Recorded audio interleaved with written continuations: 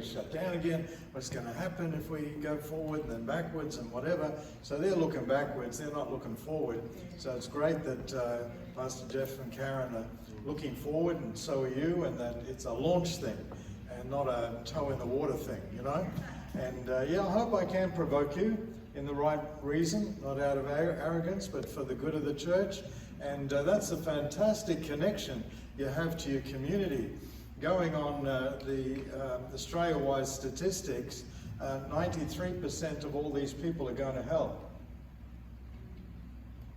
We're provoking enough here? Yeah, so 93% of everybody that we have a cup of tea with, hang out with, run on the treadmill next to, all going to hell. So I think there's a calling in our life, yeah? And it's a thing to remember. Good. How you doing? Good. Good. And so, yeah, follow God's call. That's what you're looking at. But obviously, that's not just follow Jesus and meander around through life. There's a call. And, hey, come on. That's what Jesus did, didn't he? You know, people were just doing their life thing, and Jesus called them. He didn't just call them to salvation, but he called them to purpose. And, you know, whether they were tax collector or whether they were fishermen or whatever they were, he said, come, follow me, but follow me with a purpose. And just the next slide, thanks. And because this is the verse that you're looking at. He delivered us and saved us and called us with a holy calling, and the Amplified, a calling that leads to a consecrated life, a life set apart, a life of purpose because of his own purpose and grace. So you see, our purpose is his purpose. Now I just added that little bit there that comes a little later on in that passage. He called us to a purpose, but it's his purpose, right? And that's what we follow. That's what the call's about, his purpose. And overall, you know, you can talk about, maybe we can all give different ideas of what God's purpose is, but, you know, we probably will come back to the reality that somehow his purpose is that he came to seek and save the lost, right? I mean, at the end of the day. Or he came, I'm just studying at the moment, again, looking at Jesus' worldview and his life motive. And because I figure if Jesus had a worldview, maybe that's how I need to view the world, you know. And I've come to the conclusion that, I'm not saying it's, you know, gospel, but that really his life motive was the kingdom of God. And that's what he was about. That's what he came for. That's what he's establishing. And everything he did was about the kingdom of God. Thy kingdom come on earth, you know. And so that's why the call is about living with purpose. We're called to purpose, and it's God's purpose, living with purpose, and I will pursue God's purpose for my life. And if we do that, we've answered the call. That's what it is, because even though we have a common call and a common purpose, we fit into that in so many different ways, just as many different ways as what you belong to here. And we have different gifts, and God's prepared us differently, and we have different ways of connecting, and but at the end of the day, all roads lead to the kingdom. And that's where we're taking people. And we're just looking at those statistics there.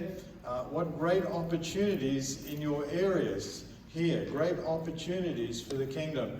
But I noticed that it's an aging population, so the opportunities are not going to be there forever. Right? And in this place, just the next slide.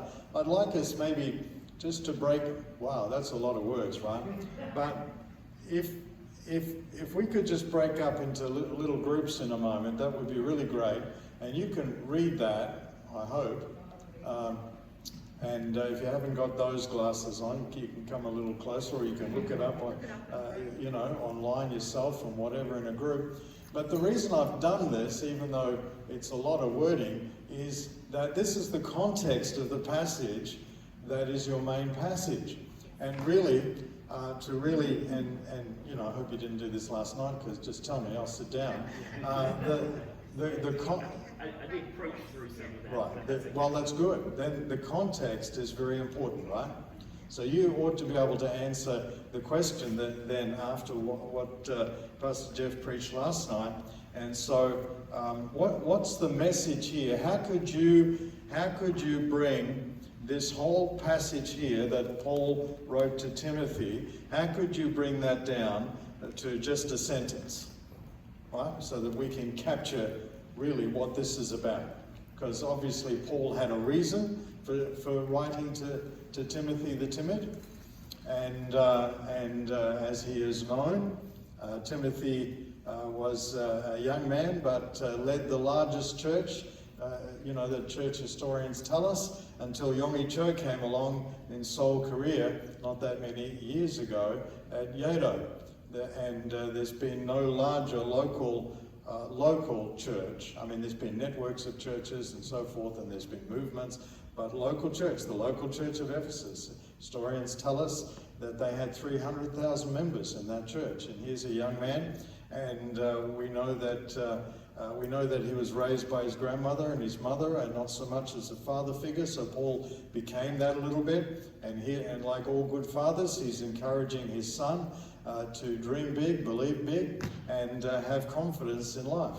And so the context going into the passage and the section before this passage, he's reminding him about his call and about the prophecies on his life and the words that God has spoken into his life, and the call that he had, and now to fulfill that call is what he's talking about here, you know. So could you bring this down to one sentence, because I really want you to capture, okay, in this sentence, this is what Paul is talking about. So create your own groups. We're not in kindergarten, and we'll do a few things in groups as we go along this morning, if that's okay. And because you've got the answers, I don't have all the answers, but we'll just set it up, just small groups, and maybe just somebody in your group could actually read that passage. Sometimes when you hear it spoken out loud, the whole passage, and it's not me reading it, but it's you reading it, you can capture it.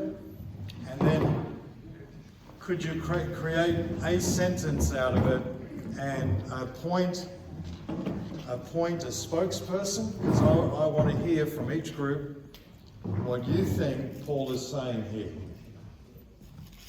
Go for it.